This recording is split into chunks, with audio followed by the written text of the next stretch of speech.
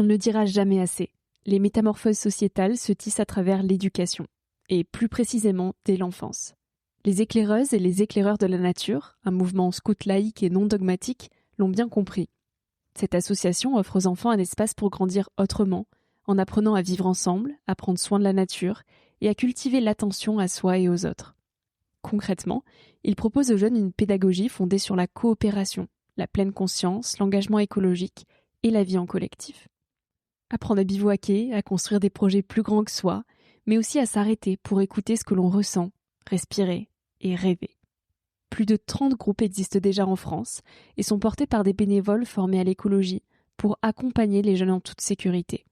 Les inscriptions se font en septembre pour toute l'année scolaire. Si vous avez envie d'offrir cette expérience à vos enfants ou de participer à l'ouverture d'un nouveau groupe près de chez vous, toutes les infos sont en description. Cette initiative est soutenue par le Fonds Nouveau Monde, sponsor officiel de la 5e saison de Nouvel Œil. Merci à eux.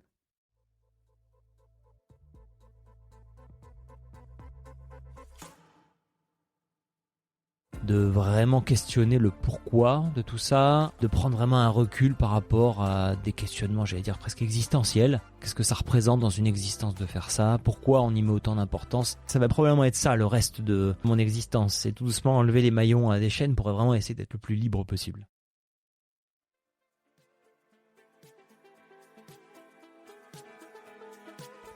Hello, moi c'est Victoria, une éternelle optimiste qui tente de placer l'émerveillement au cœur de l'écologie. Chaque semaine, je tends mon micro jaune à une personne qui m'inspire pour poser mes questions sur ce qui fait nos vies. À travers le parcours audacieux de mes invités, je questionne la confiance en soi, le sens d'une vie, l'amour, la liberté, l'écologie, bref, autant de sujets qui traduisent un monde qui bouge et qui rythme nos vies. Tout de suite, je t'invite à emprunter un nouvel œil pour regarder le monde et la vie sous un autre angle.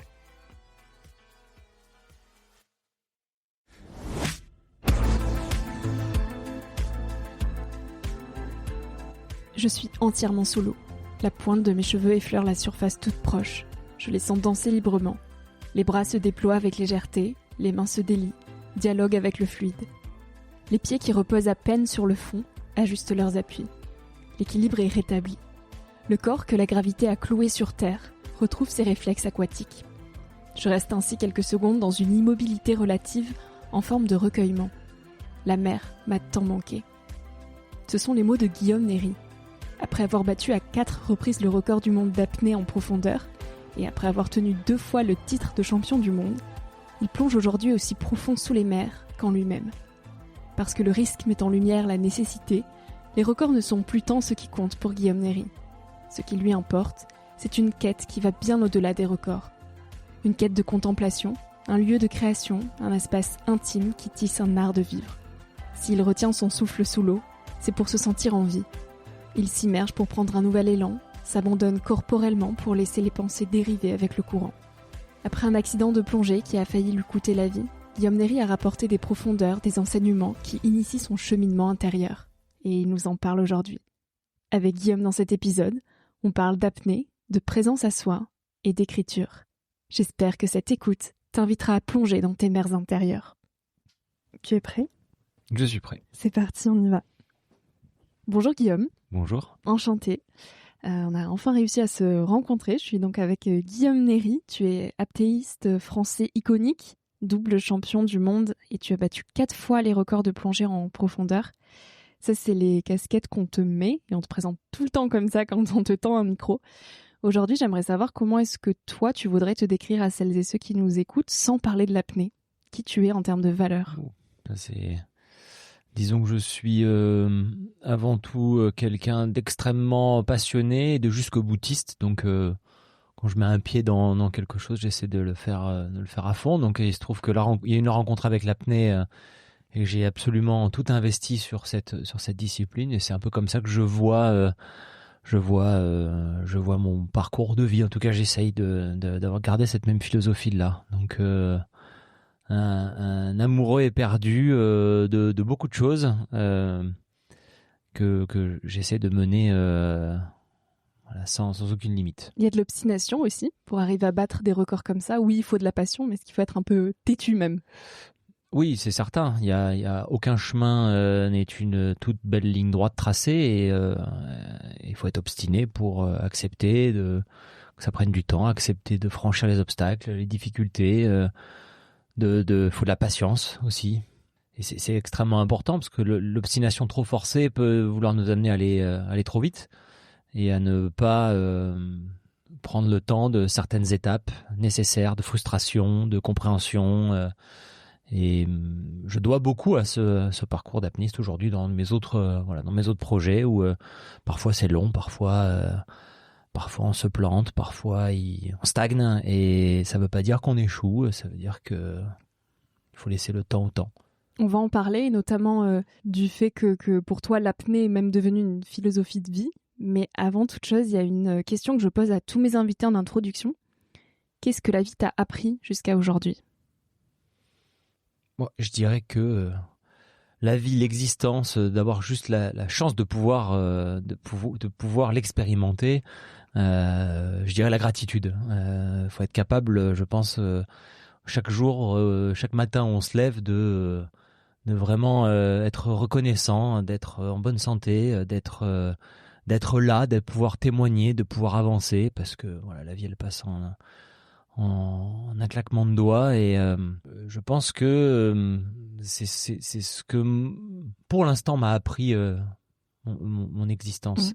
Donc la vie te l'a appris ou est-ce que c'était aussi un trait de ta personnalité, de ton caractère que tu as depuis tout petit ? Je suis naturellement assez enthousiaste par rapport à la vie globalement, mais c'est important de prendre vraiment cette conscience de sa fugacité, de sa préciosité, de la vitesse à laquelle elle passe, et donc pour embrasser absolument chaque instant.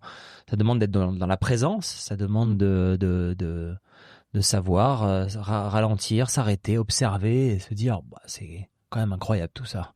Je le dois à ma discipline, je pense. Je le dois à cette discipline qui m'a permis l'introspection, qui m'a permis une approche assez méditative de certains instants de vie. Je le dois à la chance que j'ai pu avoir de m'immerger, de me plonger dans un contact étroit avec la nature, avec les éléments bruts qui nous mettent dans notre condition de vulnérabilité. Et ça, je pense que c'est aussi essentiel, cette humilité, c'est sentir qu'on est vulnérable pour pouvoir apprécier absolument tous les instants de la vie. Je le dois à des lectures aussi qui ont déclenché des choses, des réflexions. Et tu le dois peut-être aussi à ton enfance et à ton éducation, notamment tu as grandi à Nice, au plus près de la Méditerranée. Est-ce que ça a conditionné, façonné l'enfant et donc l'homme que tu es aujourd'hui ? Oui, il n'y a pas que la Méditerranée qui a conditionné cela. Oui, c'est vrai qu'aujourd'hui, quand je me demande d'où je viens, moi, je dis toujours Nice, mais j'ai presque envie de dire je viens de la Méditerranée, presque encore plus. Mais dans l'enfance, mes parents m'ont énormément amené dans la nature, dans toute forme de nature, y compris la montagne, même plus la montagne. Et on a la chance à Nice d'avoir cette proximité entre les sommets 3000 mètres, le parc national du Mercantour et la Méditerranée. Et donc, une existence un peu ballottée entre ces deux univers de nature. Et je pense que oui, ça a construit beaucoup dans mon rapport au monde, mon rapport aux choses. J'allais dire cette existence verticale, parce qu'en plongée, on est dans la verticalité, en montagne, on est aussi dans la verticalité. Et puis Nice, finalement, c'est un peu au milieu. Et alors, l'existence horizontale, c'est quoi ? Moi, je pense que je crois vraiment qu'on est les enfants de notre géographie. Et je crois que la géographie façonne vraiment pas mal les états d'esprit, façonne ce que l'on est. Et je ne sais pas ce que peut être une existence horizontale, parce qu'elle ne l'a jamais été pour moi. J'imagine qu'il y a tous ces territoires où on voit l'horizon très très loin, il n'y a pas de relief, et ça va forcément amener une autre manière d'être, une autre manière de penser. Moi, j'ai toujours grandi avec cette vision des reliefs, cette vision des sommets. Le seul horizon plat, lointain, c'est la mer. Et la mer est toujours en mouvement, la mer est changeante. Donc c'est un horizon mouvant, on va dire. Et au-delà de la mer, ce qui a finalement façonné ton destin, c'est la découverte de l'apnée. Tu avais 14 ans quand tu as découvert cette pratique. Qu'est-ce que tu as ressenti le premier jour où tu as découvert l'apnée ? Alors, ma première expérience d'apnée, elle s'est même pas déroulée dans l'eau. Vraiment, si on doit vraiment parler de l'origine même de cette passion, c'était un défi avec un copain, avec le chronomètre, quoi. Retenir son souffle le plus longtemps possible. Donc, c'était plus une expérience du corps. Le corps, ses limites. Aller au-delà des limites, c'est quelque chose qui me passionnait depuis toujours dans l'approche sportive, dans ce qu'elle comportait d'expérimentation. Et un jour, j'ai retenu mon souffle pour vraiment battre un copain qui était plus fort que moi. Et j'ai trouvé ça passionnant de me dire qu'un jour, le corps est vraiment coincé dans certaines limites. Et puis avec l'adaptation, l'entraînement, on peut aller plus bas, plus loin, enfin plus longtemps, pardon. Mais je pense que très rapidement, j'ai voulu basculer dans une exploration qui allait au-delà juste de l'exploration du corps, mais une exploration physique, une exploration géographique, verticale. Et habitant à Nice, un jour, j'ai mis un masque et j'ai voulu aller dans cet inconnu. Et donc, si je dois me rappeler de ces premières apnées, ce qui m'a vraiment le plus fasciné, c'est de voir en s'éloignant du bord, le fond qui s'éloigne aussi de moi de la surface. Et cette sensation un peu vertigineuse de vide et cet appel, vouloir aller à cet endroit qui paraît loin. Et en plus, on y va dans une espèce de simulacre de vol. Parce que quand on descend, on est au-dessus de la terre qui se rapproche et on a l'impression de voler. Et je crois vraiment que j'ai été marqué dès le début par cette sensation d'être sous l'eau comme un oiseau et de voir ce fond qui se rapproche. Et puis quand j'arrive à toucher le fond, prendre une poignée de sable ou un galet, regarder vers la surface, voir qu'elle est un peu plus, elle est assez loin. Vraiment d'avoir vécu un véritable voyage, quoi. Et donc c'est ça que je vais rechercher à chaque fois. Et il y a quoi en termes de sensations? Est-ce qu'il y a un petit peu de peur? Est-ce qu'il y a beaucoup de curiosité? Est-ce qu'il y a un sentiment d'appartenance au monde? Qu'est-ce qui te traverse en fait? C'est des sensations qui ont énormément évolué avec ma pratique. Au début, j'y allais, je pense, pas de la bonne manière. J'étais animé toujours par cette idée de défi, performance. Toujours plus loin. Voilà, toujours ça plus c'était profond. vraiment dans les tout débuts. Et donc du coup, j'avais pas forcément d'écoute du corps, hein, et j'y allais quoi qu'il en coûte. Et rapidement, j'ai compris et la mer, la profondeur m'a fait comprendre que ça pouvait pas fonctionner comme ça. Quand on essaie d'y aller un peu en forçant, la pression nous écrase, on peut se faire mal, on peut se faire peur. Et en réalité, c'est un enseignement ensuite dans la vie, de comment déjà appréhender ce milieu. Et on comprend en fait qu'il faut apprendre l'acceptation, il faut s'adapter, il faut ralentir, il faut rechercher une forme de relaxation, de relâchement. Et en fait, c'est pas la volonté à tout prix qui permet d'y arriver, c'est faire une forme de communion, faire composer avec l'élément. Est-ce que c'est une posture que tu arrives à calquer et à dupliquer dans ta vie au quotidien? En tout cas, c'est une source d'inspiration infinie. J'essaye. Après, on se fait rattraper par la réalité, le quotidien, la nature humaine, et c'est pas toujours évident. Mais en tout cas, j'ai la chance de pouvoir vivre régulièrement, quotidiennement, ce rapport avec les éléments bruts qui me rappellent toujours à l'ordre. Et donc, j'essaye vraiment de le. Et c'est certain, j'ai réussi. Là, ça fait presque 30 ans que je fais de l'apnée, donc forcément, ça s'est immiscé quelque part. À 19 ans, quand vraiment tu t'es dit que tu allais en faire potentiellement ta vie et que tu étais encore dans cette démarche très compétitrice au final et performative de je veux aller plus profond, tu as intégré l'équipe de France et à 20 ans, tu es descendu à 87 mètres de profondeur en poids constant et tu es devenu le plus jeune du monde de l'histoire de l'apnée à faire ce record. Ce jour-là, tu te dis quoi? Est-ce que tu te dis « je veux aller encore plus loin » ou est-ce que tu te dis simplement « ok, ça sera le sujet de toute ma vie, l'apnée » ? Moi, je me dis les deux. Hein. Alors déjà que ça allait être le sujet de toute ma vie, je me le disais déjà avant. Ouais. J'ai même pas eu besoin d'attendre de battre ce record. J'en ai vraiment pris conscience quand j'ai eu un véritable déclic entre 17 et 18 ans, que j'ai commencé à vraiment progresser, à sentir que j'avais une marge de manœuvre incroyable. Je me suis dit, peut-être ce rêve, cette utopie que j'avais à 14-15 ans, elle va vraiment être possible. Donc après, ça a juste été la mise en œuvre pour vraiment le concrétiser. Et puis quand le record est battu, c'est un rêve incroyable, mais étonnamment suivi d'un grand vide. Parce que derrière, c'est bon, et après, ok, on a fait un record, c'est le point d'orgue de plusieurs années à ne penser qu'à ça matin, midi et soir. Et puis en réalité, on se rend compte qu'un record, c'est pas une finalité, c'est une première étape, c'est un drapeau qu'on plante. On s'en rend compte quand quelqu'un nous bat en fait. Quelqu'un nous bat, et puis après il y en a encore un autre qui fait mieux, et puis on se dit bon ben allez, je continue, et puis je planterai le drapeau suivant, et je me suis dit j'ai juste envie de faire partie de cette aventure. J'ai juste envie de faire partie de cette histoire qu'on écrit un peu tous ensemble, tous des pionniers un peu de la discipline. Et à 20 ans, ouais, je voyais vraiment devant moi toutes ces performances qui arrivaient. Je pensais à certains chiffres, on était vraiment dans une phase de découverte. On a été les premiers à passer la barre des 100 mètres en palmant de manière autonome. Puis ensuite, on est allé toujours au-delà. C'était fascinant d'écrire cette histoire. Le sport était en train de s'écrire lui aussi. Donc, j'étais juste porté dans un espèce de flow.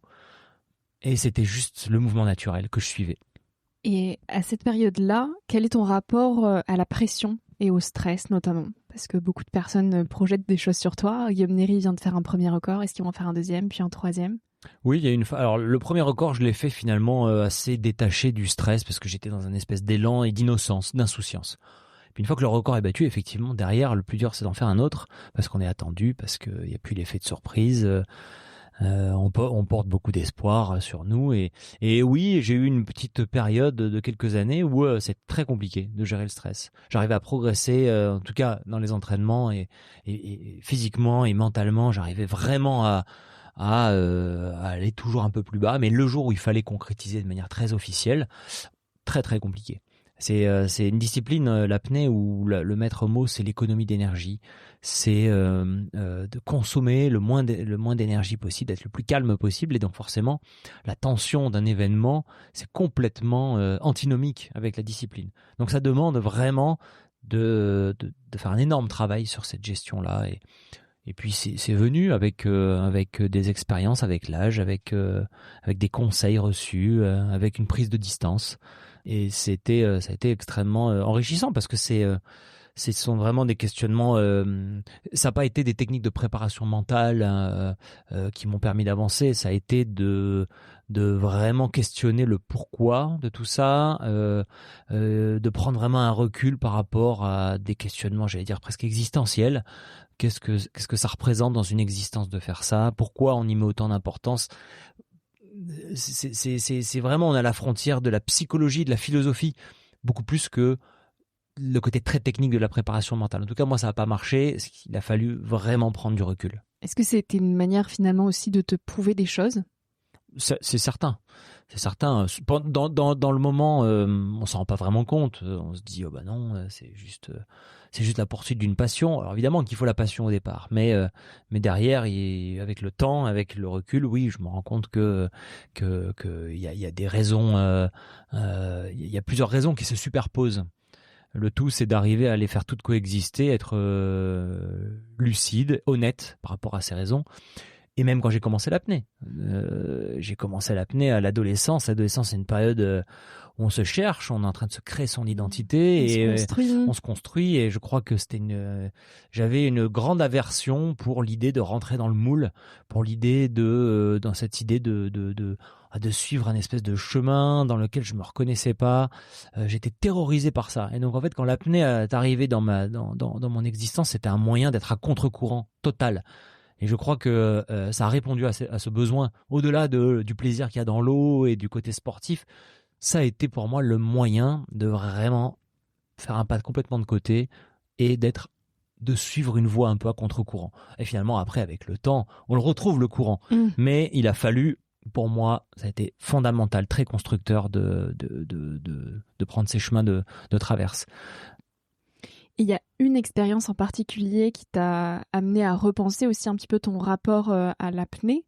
Donc tu as battu au final à 4 reprises le record du monde d'apnée en profondeur et tu as eu 2 fois le titre de champion du monde en 2015. Et en 2015, tu arrêtes la compétition suite à un accident en atteignant 126 mètres de profondeur qui était en fait 136 mètres. J'ai réussi 126 mètres et ensuite 2 jours après je tentais 129 mètres et c'est là où il y a eu 10 mètres de plus, donc 139. c'est là où le bas blesse, c'est que quand on fait une compétition, on part à l'étranger et il y a un organisateur qui est là avec son équipe et puis bon, on est obligé de faire confiance. À un moment donné, on peut pas tout contrôler. Quand je m'entraîne à Nice, on est tous ensemble, on est tout un groupe, on se surveille mutuellement, on développe tout un tas de protocoles où on limite vraiment le risque. Quand on s'entraîne et qu'on fait une compétition à l'étranger, il faut accepter de s'en remettre un peu à l'organisateur. Et c'est ce qui s'est passé sur ce championnat. Je venais de battre donc 126 mètres, deuxième meilleure performance mondiale de tous les temps. Le record du monde était à 128. Et là, je me dis, bon, allez, je peux tenter de battre mon 5e record du monde. J'annonce 129 mètres. Et l'organisation se trompe, en fait. Je vais en bas, moi, en me disant, je suis à 129 mètres, puisque ça marche comme ça en apnée. On annonce avant la profondeur où on veut aller, on règle le câble. Le câble est réglé exactement là où on le demande. Donc, quand on plonge, on se pose pas la question d'où on est. On annonce 129 mètres, on va à 129 Tu mètres. vas jusqu'au bout du câble. Voilà. Si on est bien, s'il n'y a pas des événements qui nous font nous dire oh là je me sens pas bien aujourd'hui, en gros on y va. Et sauf que j'ai pas réalisé que quand je suis arrivé en bas, j'étais pas à 129 mais j'étais à 139. C'est énorme, 10 mètres de plus quand on tente un record, c'est déjà énorme en soi, mais en plus dans une profondeur où on est les premiers à aller, c'était vraiment beaucoup trop quoi. Donc je suis remonté et à quelques mètres de la surface, j'ai perdu connaissance, j'ai fait une syncope.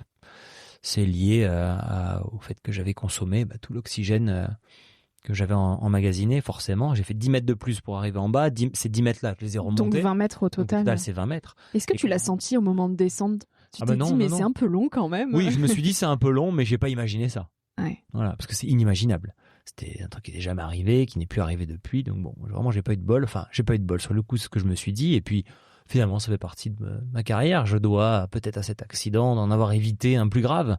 Je dois à cet accident d'avoir su prendre du recul au bon moment. Et ça fait partie je dirais de la légende de notre sport même. Notre sport, on s'en rappellera. Oui. Donc je me dis, c'est marrant d'avoir contribué à ça. Aujourd'hui, le record du monde, il est à 136. C'est-à-dire qu'on n'est même pas encore arrivé à 139. Donc bon, j'en rigole toujours en me disant, on attendra celui qui ira vraiment à 139. Oh, il va arriver, hein, c'est sûr, mais en tout cas, suite à ça, je me suis dit, peut-être que la quête des records, je mets un peu de côté. Et puis, en réalité, j'ai pu éprouver vraiment l'envie de battre des records. Pendant 3 ans, j'ai plus fait de compétition, ni rien du tout. Mais au bout d'un moment, il y a quelque chose qui m'a manqué. J'avais envie de retourner en profondeur. Et donc, j'ai refait des compétitions, mais avec une autre démarche. Avec une autre démarche, de manière plus détachée, en travaillant sur d'autres choses, d'autres aspects. On peut progresser sans que ça se fasse, sans que ça ne se mesure qu'avec les chiffres. On peut progresser sur des aspects plus pointus. J'ai fait des plongées assez engagées en plongeant sans combinaison en maillot de bain dans l'eau froide de Méditerranée. Ça, c'était un challenge pour travailler le mental et apprendre à être plus adaptable et tout terrain.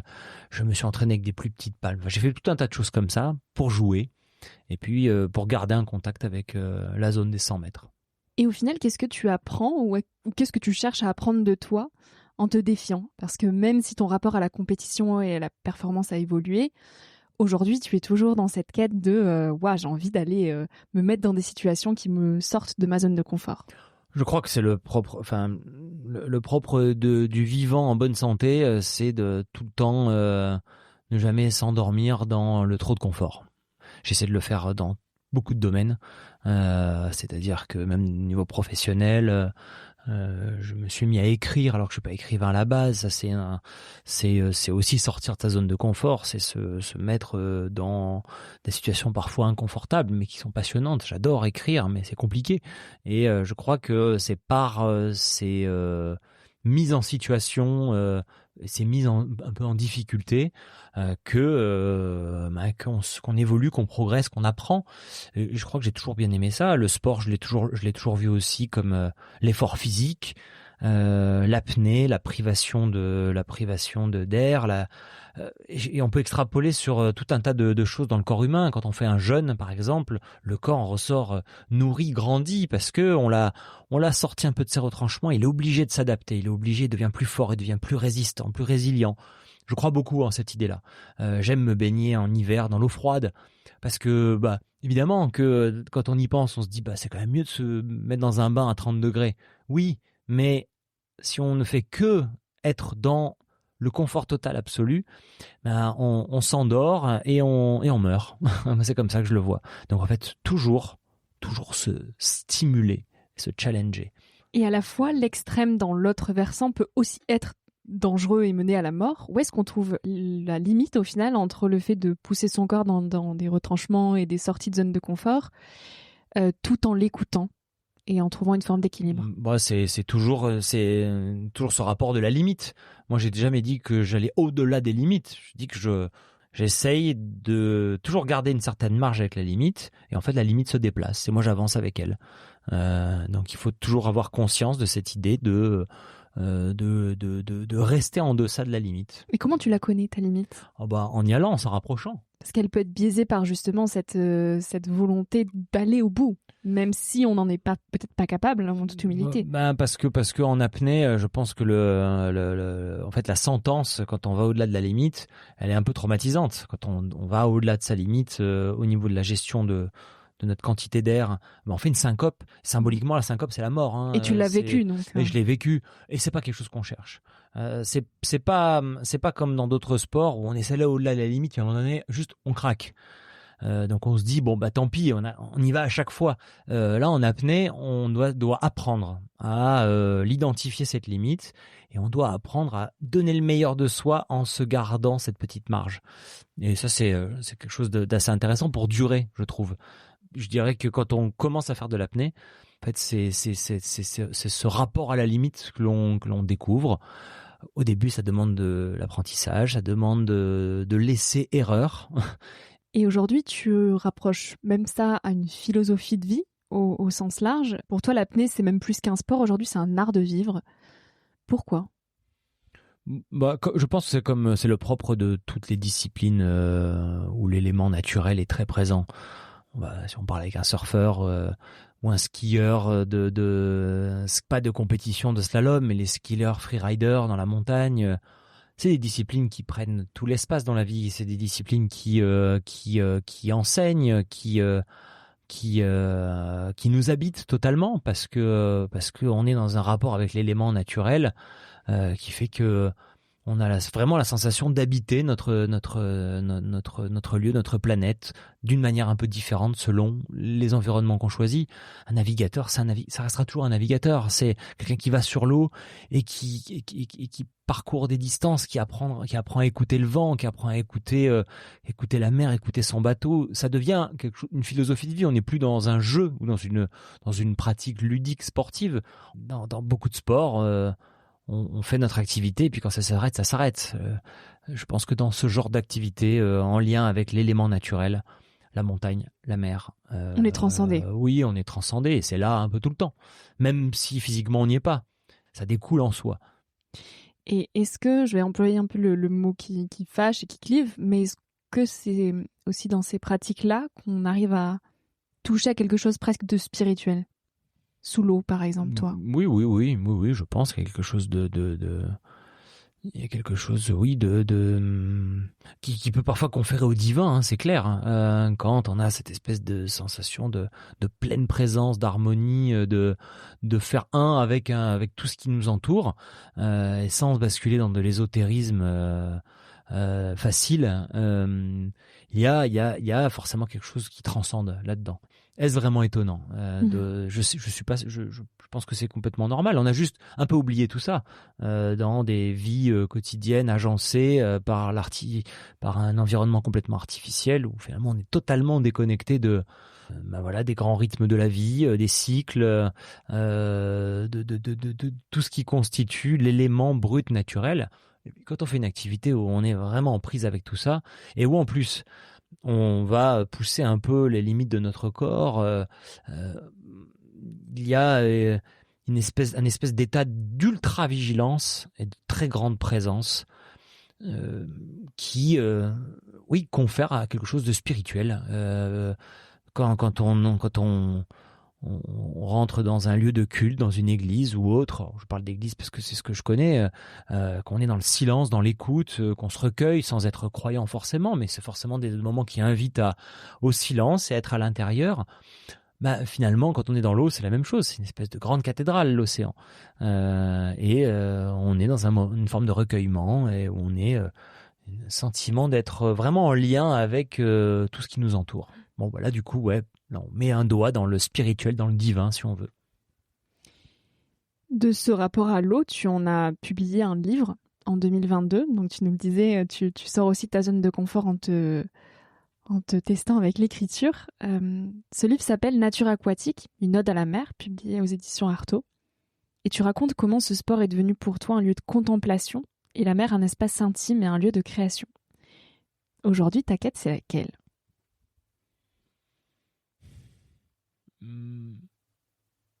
Elle n'arrête pas d'évoluer, cette quête. Il n'y a pas une quête vraiment bien définie. Je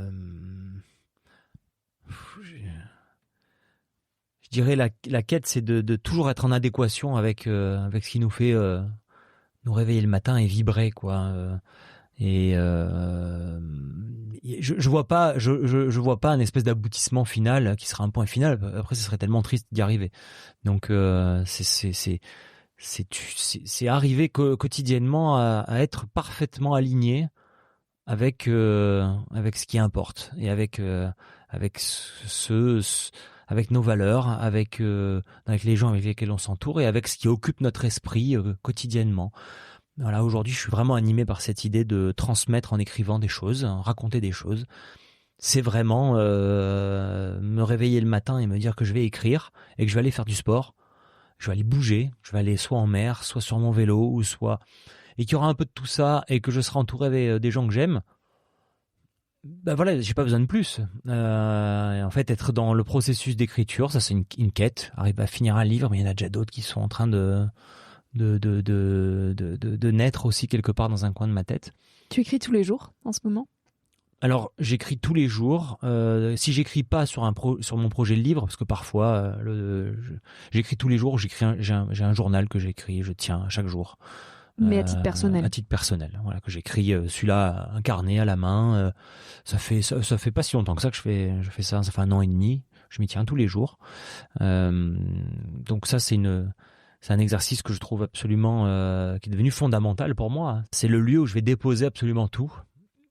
Je veux pas dire que ça peut se substituer à un suivi psy, parce que j'ai déjà vu des psys et c'est très intéressant d'avoir quelqu'un d'extérieur à qui pouvoir parler, se confier et pouvoir quelqu'un qui peut nous mettre face à des questionnements. Le journal, il a aussi il peut avoir cette fonction-là. Développer des pensées, développer des doutes, les écrire, les mettre quelque part. Donc j'aime beaucoup avoir cette petite routine. Avant, j'étais passionné de photos, j'avais un journal photographique, c'est-à-dire je prenais une photo tous les jours. Chaque jour une photo. Bon, je suis un peu obsessionnel sur ce genre de choses. J'aime beaucoup l'idée de retranscrire. J'aime beaucoup l'idée d'inscrire dans une espèce de mémoire extérieure par un média quel qu'il soit. Donc pendant 2 ans et demi, j'avais un truc qui s'appelait One Day, One Picture. Chaque jour, je prenais une photo. Il fallait que la photo soit prise. Quand c'était la photo du 21 mars, elle devait être prise entre minuit et minuit le 21 mars. Je ne pouvais pas tricher, je ne pouvais pas dire tiens aujourd'hui je vais mettre une belle photo d'il y a 5 ans. C'était une photo du jour. Ouais, donc quand tu t'engages dans quelque chose, quel que ce soit, tu y vas à fond, voilà, jusqu'au bout. Voilà. Et là en ce moment c'est ça, c'est l'écriture. Et j'écris aussi pour mon prochain projet de livre. Et oui, une journée où j'arrive pas à écrire, il manque un truc. Mais alors cet appel de l'écriture, il est arrivé quand ? Il est arrivé... En fait, j'ai sorti un premier livre en 2013 qui s'appelle Profondeur, que je n'ai pas écrit moi, comme pas mal de sportifs peuvent faire. J'ai été aidé par un journaliste qui, lui, a pris la plume et c'est moi qui ai signé, comme ça se fait beaucoup. Et j'ai essayé de pas mal participer quand même. C'est moi qui ai voulu dire je veux que le plan soit comme ça, je veux développer telle idée. Il y a même certaines petites parties, certains petits chapitres que j'ai commencé à écrire. Et quand le livre est sorti, j'étais très content, très fier parce qu'il y avait mon histoire. Mais il y avait un truc, une petite frustration de me dire mince, c'est pas vraiment mon livre. Pourtant, vraiment, j'avais choisi le journaliste et j'adore comment il écrit. Mais je crois que j'en suis sorti avec une petite frustration et derrière, j'avais commencé à faire des films. Donc, raconter des choses.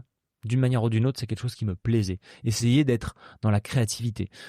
Et j'ai commencé à me dire, tiens, si j'écrivais des articles, donc quand je faisais des voyages, des expéditions, je proposais mes textes aux Galapagos, etc. Et l'exercice m'a plu. C'est-à-dire que j'ai commencé à comprendre que l'exercice de l'écriture, c'est un exercice d'introspection. C'est un exercice qui est très solitaire. C'est un exercice du silence. C'est un exercice d'une forme de présence à soi. Et j'ai vraiment trouvé des correspondances avec l'apnée très fortes. Et c'est mêlé à tout ça l'idée de me dire forcément une forme de défi derrière. Toujours quelque part. C'est pas le moteur numéro 1, mais quand on est face à la première page de son livre, on se dit bon, c'est vertigineux, c'est vertigineux. Et en même temps, c'est passionnant, comme le premier jour où je m'entraîne pour battre un record. On me dit le chemin va être long, et je trouve que le chemin il est fabuleux. Et là aussi, ce que j'ai appris en apnée, je le mets vraiment dans le livre. Il y a un gros travail sur le plan d'abord, savoir où on va, parce que moi, c'est mon approche. Je suis scientifique à la base, donc j'aime bien structurer ma pensée d'abord, travailler longuement sur le plan, puis une fois que tout est en place, j'avance. Comme un sportif qui prépare son entraînement, qui réfléchit à la structuration, qui après se jette dans l'entraînement, jour après jour. Et j'adore voilà, être dans ce que l'on fait, sans penser à la finalité, sans penser au point final, avancer, être content d'écrire un chapitre, une phrase même. Parfois, je peux passer, quand il y a vraiment une idée que je veux exprimer, je trouve ça passionnant de me dire, tant pis si ça va me prendre des heures, mais il faut exprimer exactement au mot près, à la virgule près, à l'intonation près, à la sonorité près, ce que j'ai envie d'exprimer. Et qu'on puisse le faire avec ces mots, avec ces 26 lettres de l'alphabet, je trouve ça génial. Et j'ai l'impression que c'est une source inépuisable. Et je crois que j'aime beaucoup aussi, sachant que j'ai fait pas mal de films aussi à un moment donné, la simplicité de l'écriture, dans le sens que j'ai besoin de rien, ni personne. J'ai besoin d'un stylo, d'un ordinateur. Et ta tête. Et ma tête. Et en fait, je crois que je cours derrière cette simplicité dans un monde qui est de plus en plus complexe. C'est la même simplicité que quand je vais me baigner en mer. Quand je vais en mer, j'ai besoin de mon masque et mon maillot. Point. Pas de combinaison, même des palmes, même parfois pas de palmes. Cette simplicité, je crois qu'elle me nourrit profondément. Et l'écriture, c'est la simplicité absolue dans l'expression artistique. Mais j'ai le sentiment que, donc là aujourd'hui tu dis que c'est une simplicité pour toi. Au début, quand tu as commencé l'écriture, c'était aussi un défi. Au travers de toute ton évolution, j'ai le sentiment, dans la manière dont tu en parles en tout cas, qu'il y a un grand apaisement. Et qu'il n'y a pas cette quête de je fais les choses par force, là où peut-être quand tu étais plus jeune, adolescent, que tu te cherchais, que tu voulais un petit peu faire tes preuves, tu avais ce sentiment plus d'insatisfaction permanente parce que oui, il y a un record, mais il faut l'autre, etc., etc. C'est jamais assez, c'est jamais, tu cours un peu toujours derrière quelque chose. Là, tu te lances des défis parce qu'ils sont nécessaires pour toi, pour les raisons que tu nous as présentées. Mais il y a aussi ce détachement de, en fait, je suis satisfait et je me lance des défis, mais je suis apaisée dans ces défis-là. Bien sûr, il y a beaucoup plus d'apaisement. L'apaisement n'est pas encore total quand même. Parce que quand on commence à écrire, c'est un tel travail, c'est tellement long, que derrière on a quand même envie d'être lu. Ouais. Et dans tout ce que j'ai fait, quand j'ai fait des films, je l'ai fait pour moi, par passion, parce que j'ai envie d'exprimer une idée, mais on est content quand il y a des retours, et quand ça marche, et quand les gens nous renvoient ce qu'on a envie de leur passer. Et donc forcément, quand on écrit aussi pour être lu. Le détachement ultime, ce serait si je n'écrivais plus que mon journal. Et du coup, je suis content quand j'écris mon journal aussi, parce que c'est vraiment une démarche qui est vraiment pour moi, que pour moi. Mais est-ce qu'il y aurait des jours où tu culpabiliserais si tu loupais ton créneau écriture, si tu loupais ton créneau sport, si tu loupais ce que tu t'es imposé à toi-même? Beaucoup moins qu'avant. Effectivement, je culpabilise. Ça, c'est vrai. Ma compagne, avec qui je partage ma vie depuis quelques années maintenant, me dit qu'elle m'a vu évoluer sur ces dernières années là-dessus. Tu es moins dur avec toi-même. Oui, j'arrive à avoir plus de flexibilité, plus de souplesse. Alors ça, la souplesse, c'est un truc que l'apnée m'a appris, que je développe énormément. Je travaille beaucoup cette idée de la souplesse du corps, bien sûr, parce que l'apnée, on a besoin d'être souple pour accepter la pression. Mais en fait, c'est la souplesse de l'esprit qui est passionnante à explorer. Être malléable, hein, se dire que on essaye, mais bon, si ça fonctionne pas un jour, hop, c'est pas grave. On contourne, on compose. Donc oui, essaye d'être plus souple. Ça, c'est peut-être c'est le important. plus gros défi au final, d'arriver à, Bien sûr, bien sûr. à dompter cette souplesse. On arrive aux questions de la fin, Guillaume. Est-ce que tu te sens à ta place aujourd'hui ? Oui, aujourd'hui, je me sens assez bien à ma place, ouais. Ouais, je me sens à ma place parce que j'arrive à j'essaie de développer toujours une extrême vigilance dans les décisions que je vais prendre, sur les chemins qui s'offrent à moi, sur les décisions, sur les directions dans lesquelles je vais, et chaque fois j'essaie vraiment d'avoir ce recul, de me dire attention, si là je décide de faire ça ou d'aller dans cette direction-là, j'ai cette vision toujours de ce à quoi ça va me mener. Et donc du coup, j'apprends à vraiment renoncer, refuser, pour être certain de garder, d'être en adéquation avec et mes valeurs et ce que je veux réellement dans la vie. Alors c'est une chance énorme d'avoir pas mal réussi dans quelques domaines, et donc j'ai pas mal de sollicitations, de propositions. Et la facilité, ce serait de dire ouais, je dis oui à tout, puis on y va. Mais c'est pas en adéquation avec le type de vie que je veux mener. Je veux une existence de plus en plus calme, sobre, posée, pour avoir du temps, parce que écrire, ça demande du temps, et ça demande du coup de choisir, de renoncer, de dire non. J'en étais incapable il y a quelques années encore. Parce qu'on a toujours peur. La peur. Mais la peur de quoi ? La peur que tout s'arrête, la peur que ça fonctionne plus, la peur qu'on a mis en place pendant tout un tas d'années une vie un peu alternative, et que ça ne marche plus. Donc je crois que c'est un peu normal et légitime, mais à un moment donné, apprendre à être un peu plus raisonné, toujours garder les pieds sur terre, ça c'est très important aussi, mais apprendre à renoncer. Même si ça peut faire peur des fois, un projet qui a l'air passionnant, incroyable à réaliser, mais s'il n'est plus complètement aligné avec ce qu'on veut, faut apprendre à dire non, voilà, tout simplement. Et c'est pas facile, c'est vraiment pas facile. Aujourd'hui, tu sais dire non ? Beaucoup plus, ouais. Elle ressemble à quoi une journée de Guillaume Néry ? Il y en a pas des semblables, mais c'est aussi ça que je voulais dans ma vie. Je voulais avoir des journées qui puissent être variées, mais on va dire une journée type à Nice. Il y aura il y a 2 journées types. Il y a la journée où va prendre beaucoup de place la notion d'écriture. Donc à ce moment-là, je vais faire une petite activation physique toujours le matin quand même, d'abord. Tu te lèves tôt ? Oui, ça dépend des jours. Mais même quand je veux me lever tard, ce matin par exemple, j'ai la possibilité de dormir un peu plus. À 7h et quelques, j'étais debout. Donc entre 6h30 et 7h, 7h30. Toujours une activation physique d'abord le matin. J'ai du mal à lancer la machine intellectuelle s'il n'y a pas eu une mise en mouvement du corps. Parfois j'essaye, je me dis non, quand même, allez, prends plus de temps et tu feras du sport en fin de journée, et ça marche pas du tout. Donc ton sport, c'est le matin ? Ouais, en général le matin, assez tôt, soit courir, soit parfois c'est du vélo. Alors quand c'est du vélo, ça prend plus de temps. J'adore faire du vélo, c'est mon autre grande passion. Donc alors que c'est le vélo, ça peut durer 3 heures, 4 heures, et là ça peut prendre toute la matinée. C'est pas grave, je l'accepte. Mais sinon, c'est jusqu'à 9h, 9h30, 10h. Ensuite, je me pose à mon bureau pour travailler, pour écrire. Je sais que je vais être efficace sur 3 heures, 4 heures. Parfois, j'espère un peu plus, 4 heures, 5 heures. Ah, c'est quand même des gros créneaux écriture. J'essaye. 1 heure, ça marche pas. 1 heure, ça marche pas. On n'a pas le temps de rentrer dedans. Il faut au minimum 2 heures, 3 heures. Et puis parfois, quand je peux, je déborde un peu. Mais il y a toujours au milieu des petites séquences. Il faut que j'aille marcher, il faut que j'aille manger un bout. Voilà, donc ça c'est une bonne partie de la journée. Puis après, en général, là, j'écris depuis pas longtemps dans un bureau. Une copine me sous-loue son bureau sur le port de Nice, donc vraiment devant la mer. Et ma fille est au collège juste là. Donc en général, je récupère ma fille après au collège. On rentre à la maison, et puis là, il y a le temps obligatoire des mails, des autres sollicitations, des rendez-vous téléphoniques. Je ne prends jamais de rendez-vous téléphonique le matin, jamais de visio, jamais. Et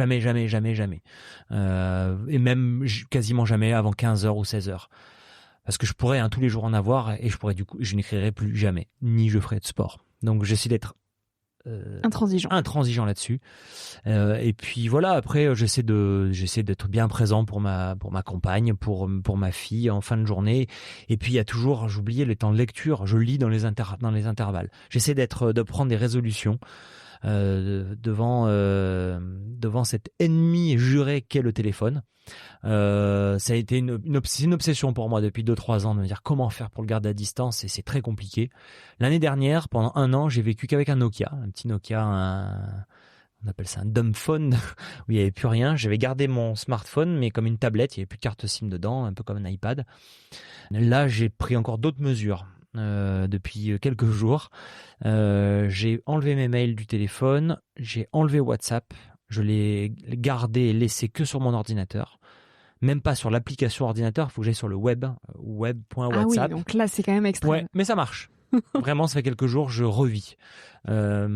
J'ai enlevé toutes les applications qui servent à rien, donc la source de téléphone c'est devenu SMS, téléphone et quelques applications. Google Maps. Google Maps, la banque, enfin des trucs vraiment très fonctionnels mais qui pompent pas de l'attention. Et ben c'est extraordinaire. C'est extraordinaire. Les réseaux sociaux, pareil. C'est-à-dire qu'Instagram, je le vire de mon téléphone, je le réinstalle que pour publier. Mais ça ça change la vie. Je fais ça depuis 2 ans aussi et ça repense aussi ta manière d'utiliser, tu remets beaucoup plus de conscience de ok là j'installe l'application mais pour y faire quoi, pour poster Tout quoi. Tout à fait. Tu te poses à 2 fois la question quoi. Et en fait j'ai l'impression de me réapproprier un peu mon temps et donc du coup tout ce temps libéré je lis beaucoup plus. Alors j'ai toujours adoré lire mais souvent je disais j'ai pas le temps de lire, je regardais mon temps d'écran, et bah oui forcément t'as pas le temps de lire. Maintenant je lis aussi beaucoup et le soir en général c'est lecture. Je lis. Qu'est-ce que le mot émerveillement t'inspire ? C'est le quotidien. Voilà, tout simplement. Et la liberté, c'est quoi pour toi ? C'est ton quotidien aussi. Ouais, une réflexion, une quête de tous les instants. Je crois pouvoir dire que tout ce que j'ai construit, c'était autour de ça. Je crois que à l'âge de 13-14 ans, quand je me suis dit mais que vais-je faire plus tard ? Si je repense à ce que vraiment ce que traduisait tous mes questionnements et mes décisions, c'était être libre. Qu'est-ce que je vais faire plus tard ? Être libre. Et je crois que je suis pas dupe. Hein. Personne n'est vraiment libre. Hein. Je sais très bien et je suis parfaitement conscient de toutes les chaînes qui sont autour de mes chevilles. Mais j'ai l'impression que ce sont des chaînes assez légères. Et en tout cas, j'ai essayé de construire tout mon quotidien et toute ma vie pour ne pas être trop prisonnier de ces chaînes. Et je crois que ça va probablement être ça le reste de mon existence. C'est tout doucement enlever les maillons à des chaînes pour vraiment essayer d'être le plus libre possible. Voilà ta quête. C'est vrai. On arrive à la question signature du podcast. Quel message tu aimerais partager à celles et ceux qui nous écoutent ? Moi, je dirais que il y en a tellement des messages que j'aimerais partager. Peut-être celui que tu aurais aimé qu'on te dise quand tu avais 20 ans. C'est pas facile comme question. J'essaie de trouver un message qui soit pas complètement bateau et cliché. Croire en tes rêves, etc. Oui, c'est facile, mais des fois, on peut croire en ses rêves et ça marche pas. Ouais.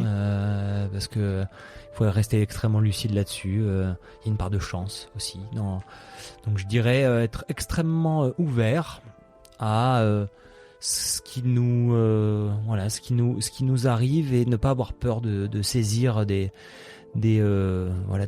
chances, des moments, des opportunités. Ne pas avoir peur, je dirais, d'être un peu à contre-courant. Ne pas avoir peur d'essayer de la nouveauté en permanence. Être curieux. Oui, voilà, c'est ça que j'ai envie de dire. Soyez curieux. Toujours s'ouvrir. Ne jamais s'enfermer dans « c'est pas pour moi ». En fait, il y a toujours un truc à ouvrir, à regarder, à observer, à essayer, à apprendre, qui viendra compléter notre existence. Et c'est en étant le plus curieux possible qu'on peut avoir la chance de trouver vraiment ce qui nous fait vibrer, ce pourquoi on est, ce pourquoi on va être un peu mieux que les autres. Et pour ça, il faut rester extrêmement ouvert. Merci Guillaume pour tous ces précieux partages et merci aussi d'incarner l'exemple du fait qu'on peut réaliser nos rêves. Merci pour tout. Merci. Si ce moment t'a plu et nourri, je t'invite à le partager, à laisser quelques étoiles sur iTunes et Spotify, ou à faire une story sur Instagram en identifiant Nouvel Oeil et mon invité de la semaine pour que l'on puisse te repartager. En attendant de se retrouver lundi prochain, tu peux suivre au quotidien mes aventures directement sur Instagram ou le site internet www.nouveloeil-podcast.com. Depuis ce site, tu pourras aussi t'abonner à ma newsletter. J'y partage des inspirations et des petites choses plus personnelles qui font mon quotidien. En attendant le prochain épisode, je te souhaite de savourer la vie comme il se doit et surtout de faire des choses folles.